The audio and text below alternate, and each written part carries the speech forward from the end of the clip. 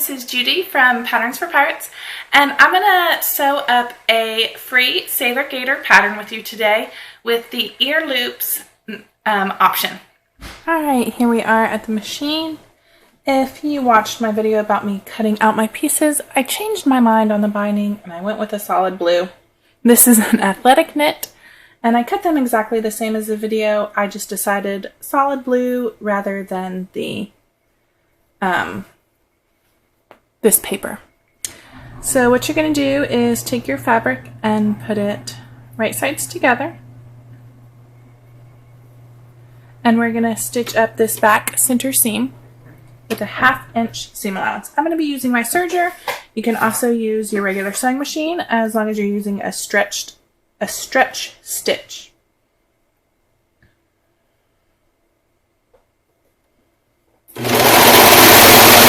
If you're using a serger like me, you're going to want to make sure you're trimming off 1/4 inch because we have a 1/2 inch seam allowance here. Your serge seam takes about 1/4 inch and you want to trim off the rest of your seam allowance. Most sergers have little notches here. This is 3/8, this is 1/2, this is 5/8. So I'm just lining my edge with the 1/2 inch mark. Since I'm lining mine, I'm going to put my lining fabric right sides together. The tutorial does not have this as an option, but it's a really easy way to do a 2-layer for this one as well.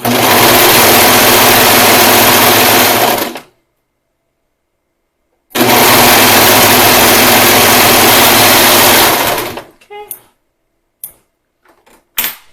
I'm going to leave my lining exactly how it is. I'm going to flip my main right side out. I'm going to slide them together, matching my seam allowances. And I'm just going to pin them together. I'm going to nest my seams, which means I'm going to press one to the left and one to the right. Does not matter which one goes which way, as long as you're consistent with the top and the bottom. So my main fabric went to the left and my lining went to the right. You're going to want to do that the same on the top and the bottom. And you're lining up your stitch line together. It just makes it slightly less bulky when you go over it. Okay, now we're going to do the binding. I'm actually going to throw in a few more pins. You can also baste this together. Basting will make it easier. Basting is using a long straight stitch on your machine. The longest your machine will do is the best. Most go up to a 5.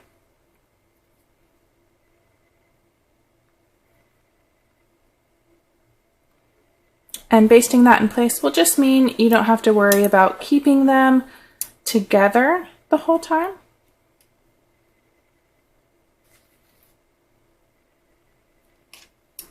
I'm putting pins in and I will have to make sure I'm getting them lined up the whole time, which is fine because I work with knit a whole lot. But if you're new to working with knit or new to binding, it's a good idea to go ahead and baste around this whole top layer so that you do not have to worry about keeping those together. I'm going to grab my ear loop binding pieces first.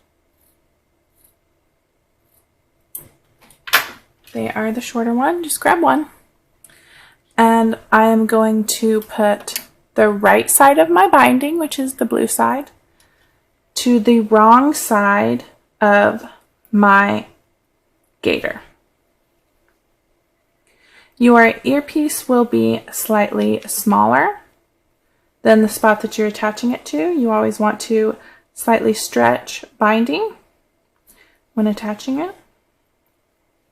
So as you can see, I'll try to hold it up so you can see,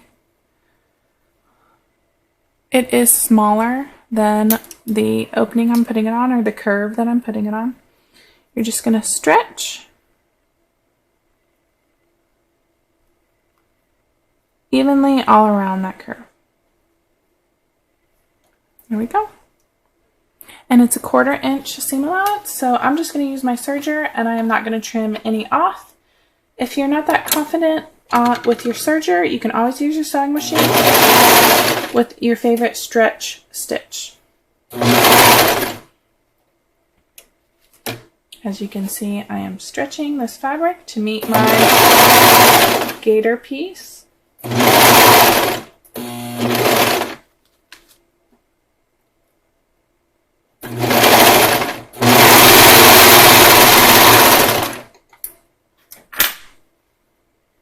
So here we are. I'm going to leave that for now and repeat the opposite side. So again, grabbing my small piece with the right side to the wrong side of the gaiter. I'm going to pin it in place.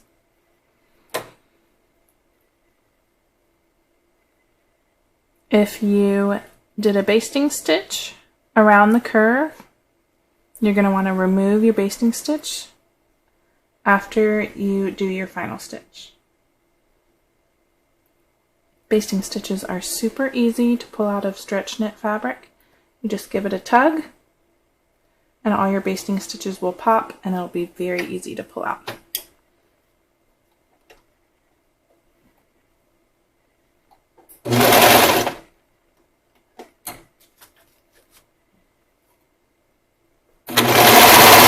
When you're stretching your binding piece, you want to make sure you're only stretching your binding piece and not your main fabric.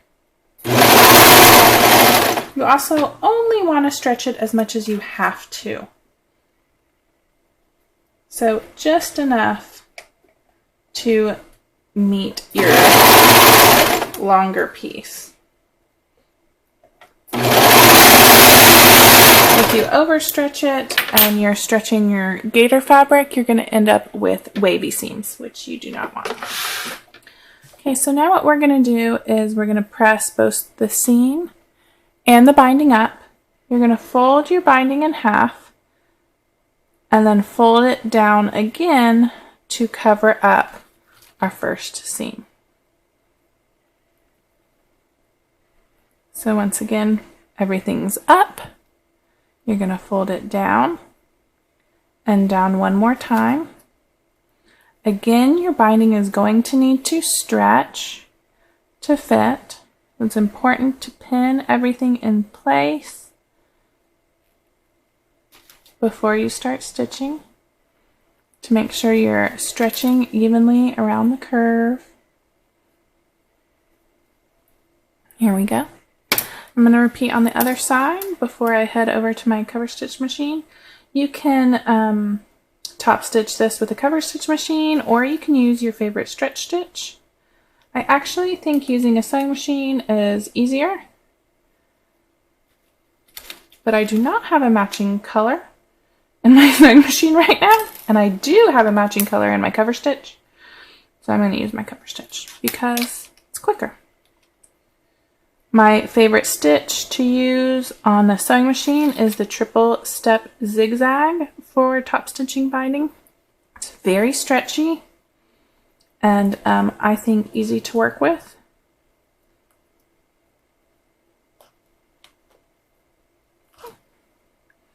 Here we go. So I'm just gonna move over to this machine and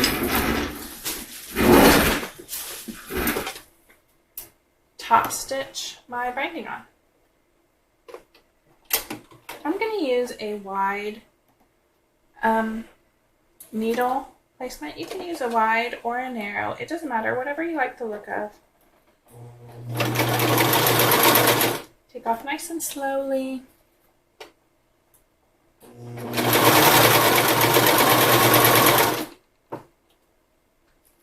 It's important again not to overstretch, or you'll end up with waves.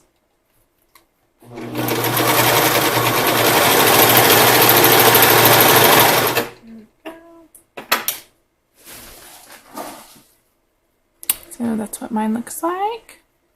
In the back.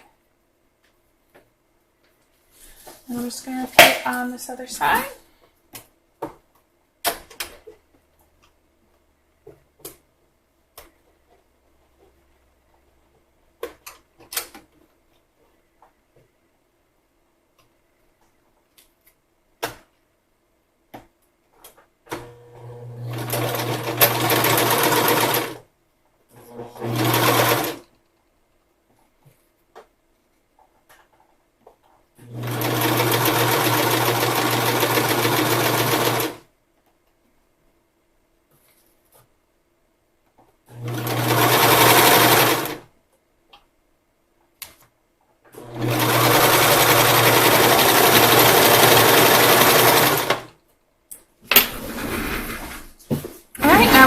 repeat those steps basically for our top binding. Here's our top binding. We're going to fold it in half and stitch it into a circle. This is our 1/2 inch seam allowance here. Now we're going to align a few different spots as we're putting it on. Again, we're doing right side of binding, which is my blue side, to the wrong side of the gaiter. So I'm going to align these back stitch lines, back seams. I marked the notches for the binding. Again, you're going to have to stretch to fit.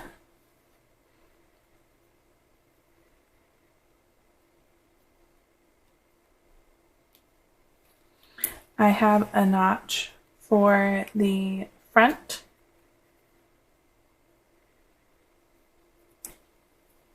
I'm going to pin it from all the same direction, of course.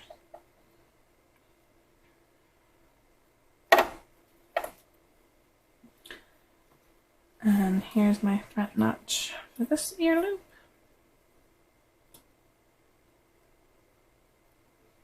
And I put my notch on the bottom, but this is my center.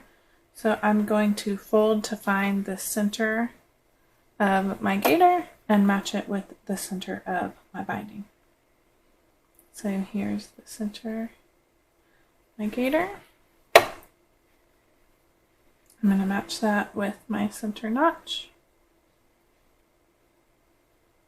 Okay, so we have it all pinned around, and I'm just going to stitch around with a 1/4 inch seam allowance. I actually usually like to give even the section that's not attached. You know, I'm not going to start at the ear loop. I'm going to start at the center back. You can start wherever you want. It doesn't matter. We're going in a complete circle around, so you can start wherever you're most comfortable. Again, this is a 1/4 inch seam allowance. There we go.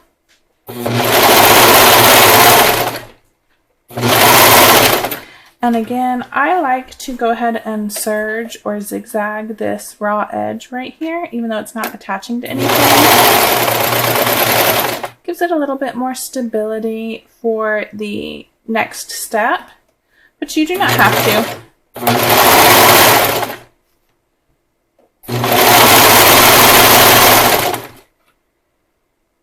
You might not feel like you're stretching very much on this binding piece. That's because there's no curve. You never feel like you're stretching enough or stretching as much on a straight section as you do on a curve.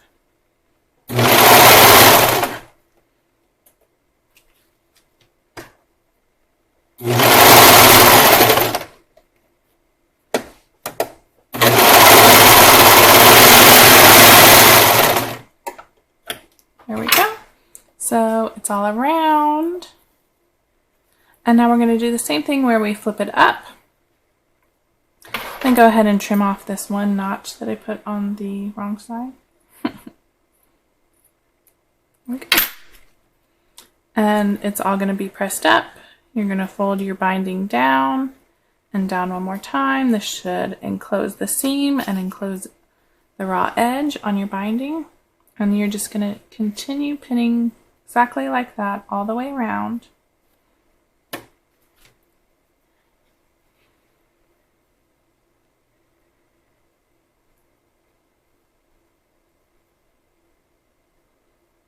Okay, we're at the ear loop part. You're going to do the same thing. This is why I like to serge this part. I find that it stays nice and folded for me. And I'm just going to fold this down and down again.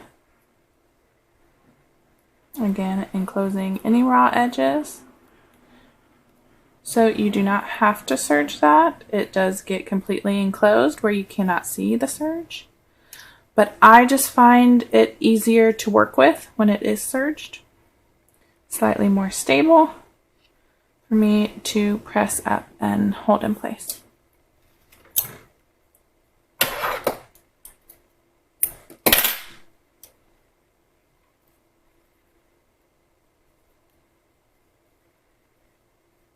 This section right here with the seam is going to be bulky, so you're going to want to go nice and slowly over that section.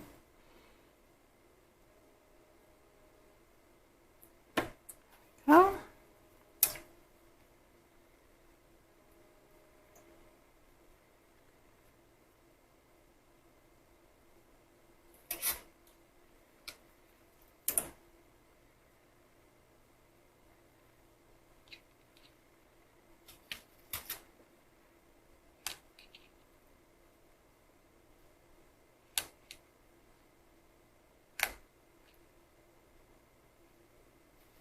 You can always serge your top edge too if you're really finding this step difficult. You can serge or zigzag your top edge so it's also more stable. You just have to be careful on getting it super bulky, and then it's going to be a little bit harder to stitch through. Okay, so we're all pinned around. I'm going to take it to my cover stitch. You can also use a sewing machine, just use your favorite stretch stitch.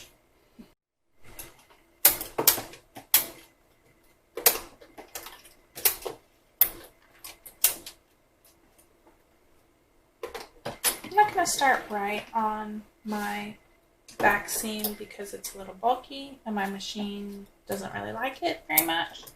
So I'm going to start kind of next to one of the ear loops and go across the back, hoping my machine will jump that thicker seam a little easier if it's not right at the beginning.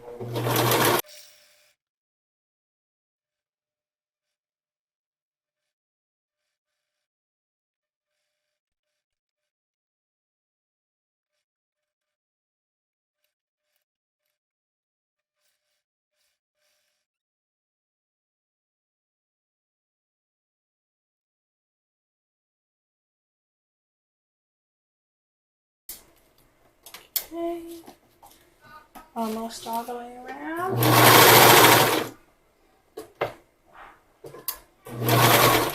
Just going to trim some of these threads so I don't get them caught when I come back around.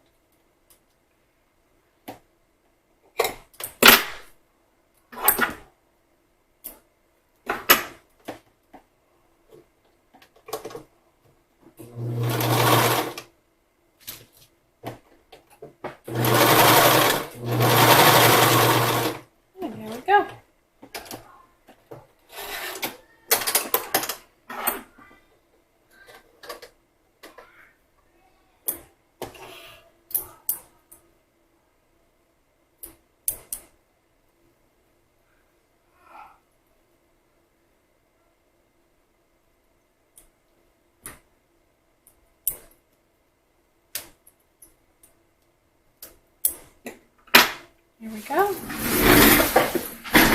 So we're all around. Our loops are nice and finished. And now all we have to do is hem the bottom. You could sew these right sides together and flip out if you really wanted to, but I'm just going to do it how the tutorial has you do it, which is hem it up 1 inch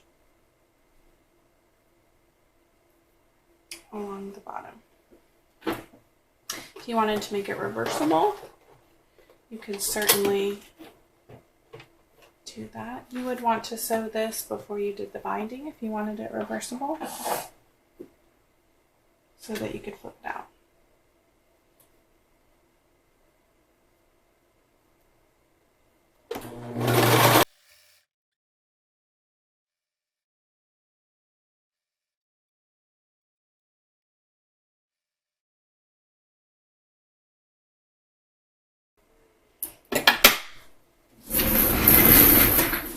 Does look like a teeny tiny camisole tank top.